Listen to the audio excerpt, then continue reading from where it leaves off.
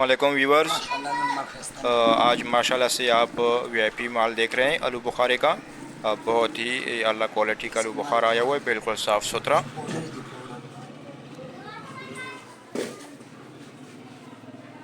बिल्कुल वीआईपी दे निशान निशान पे नश्ते हाँ, बिल्कुल ज़बरदस्त है।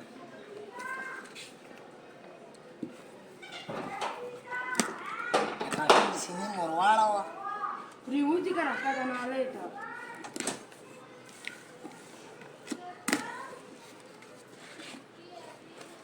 माशाल्लाह आप ये माल देख सकते हैं काटन में।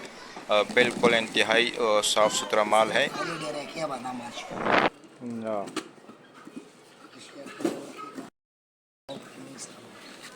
Fechou. Pode furar, botar na mão.